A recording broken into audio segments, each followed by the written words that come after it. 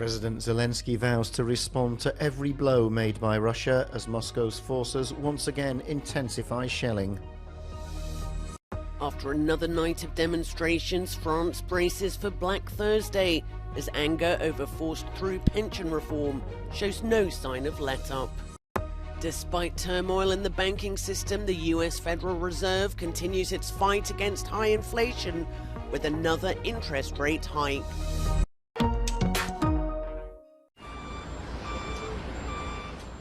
Ukrainian President Volodymyr Zelensky has vowed to respond to every blow made by Russia. His promise came in the aftermath of Wednesday's missile strike on Zaporizhia.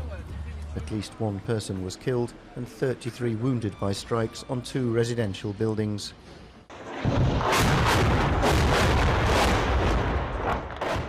The Russians have intensified shelling over the past few days. In the town of Chasiv Zar, which lies near beleaguered Bakhmut, the sound of explosions is near constant. President Zelensky, as ever, does his best to rally Ukraine. He was filmed posing for photographs with supporters during a stop-off at a petrol station in the east of the country on Wednesday. Earlier in the day, he'd made a visit to the front line to give out medals to troops defending Bakhmut. The city has been at the epicenter of fighting in recent weeks and has taken on a symbolic value beyond any strategic importance in the conflict. Meanwhile, the Red Cross has been delivering aid packages to areas near Ukraine's eastern front line, where hundreds of civilians remain. The International Monetary Fund has also agreed a package of support for the country amounting to over 14 billion euros. The loan is the first made by the Washington-based lender to a nation at war.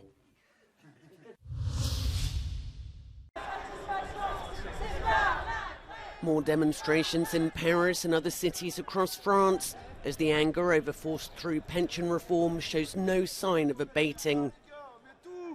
Protesters picked their way through rubbish-strewn streets. The strike by refuse collectors in the capital has been going on for weeks. And more protest action is expected today in the latest national mobilization. Ports, oil refineries, petrol stations, transport and schools are all set to be blockaded or disrupted.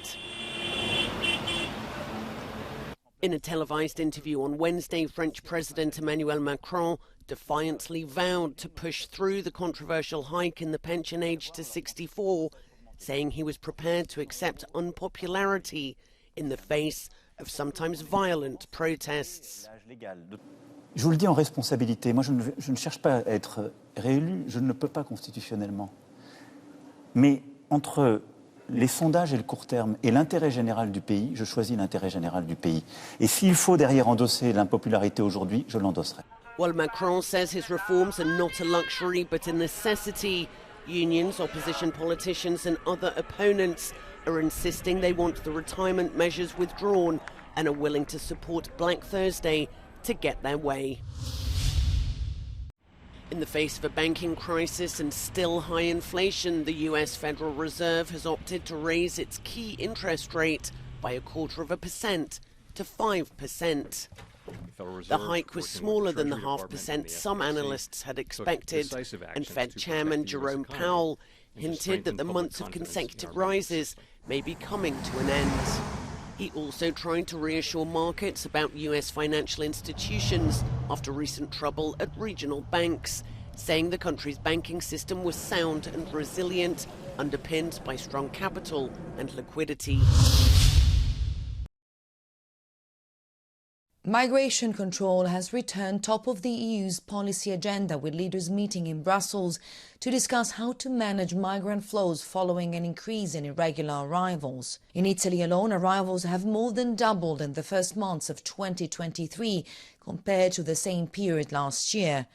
After the recent shipwreck near the beach town of Steccato di Cutro in southern Italy, where more than 80 people died, Italy's Prime Minister Giorgia Meloni urged the EU to intervene on the issue. Even though Italy is seen as a transit country by migrants arriving in Europe, those who decide to stay are often stuck in limbo. Together with the NGO Baobab Experience, we came to take a look at one of the many informal settlements that are still present in Rome. This one behind me is located next to one of Rome's main railway stations, and we have been told we cannot get in for security reasons. It was estimated there are around 100 informal settlements in the Italian capital. Migrants who were staying in one of the largest settlements were recently evicted. But who are these people? Well, according to the NGO that has been looking after them, most of these people are asylum seekers who prefer to live on the streets in the most precarious situations than stay in reception centres.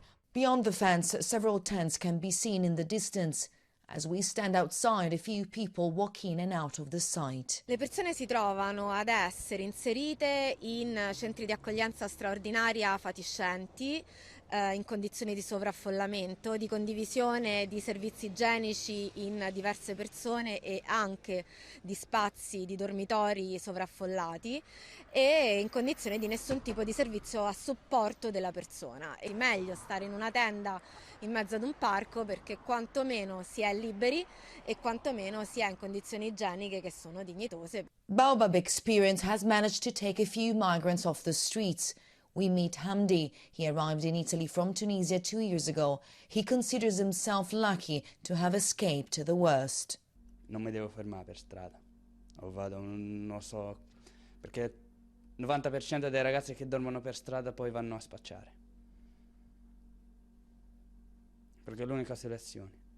While EU leaders discuss how to reform migration policies, asylum seekers in Italy are set to face tougher times under Meloni's right-wing government.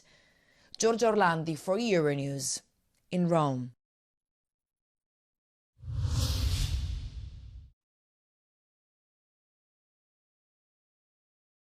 Naturally sourced, earth-friendly, 100% organic and cruelty-free. Just some of the eye-catching labels that many companies stamp on their products to attract the attention of consumers. But can these labels really be trusted? Around 53% of environmental claims made by companies are estimated to provide vague, misleading or unfounded information. That's according to the European Commission, which on Wednesday unveiled new rules to crack down on the phenomenon known as greenwashing. The new directive compels companies to back up their environmental claims with credible scientific evidence in order to protect consumers from deceptive marketing. The verification must be independent and take place before the product is put on the market. This information should then be made easy to access, for example through a QR code or a website link. We want, first of all, consumers to get a trustworthy information, which is consistent and verifiable. We want environmental labels that are more transparent and, of course, easier to understand. Not because of this little issue. Any other questions for us today from the room? The directive will not create a single green label for the entire European Union. Instead, it will harmonise the requirements that apply to the 230 environmental labels currently on the market. If a company doesn't comply with the rules and continues to use greenwashing tags, it could face penalties like monetary fines, revenue confiscation and exclusion from public procurement. The EU's official eco-label in place since 1992 will be exempt from the rules because it already complies with the verification criteria. The legislation proposed on Wednesday will now be negotiated between Member States and the European Parliament before entering into force.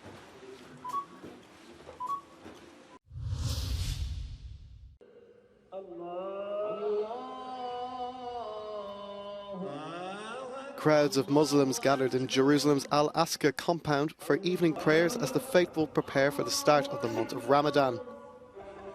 The compound, known to Jews as the Temple Mount, is the focal point for many Muslims, especially during the holy month. But with Ramadan coming this year against a backdrop of the worst Israeli-Palestinian fighting in recent years, there are concerns of intensified violence during the holy month. And the UN has called on all leaders to refrain from provocative actions at this sensitive time. For most families, it's a time of celebration. In the West Bank city of Ramallah, thousands cheered the lighting of a giant lantern as part of cultural events that mark the holy festivities. Ramadan is a month of dawn to dusk fasting, prayer and religious devotion for hundreds of millions of Muslims around the world.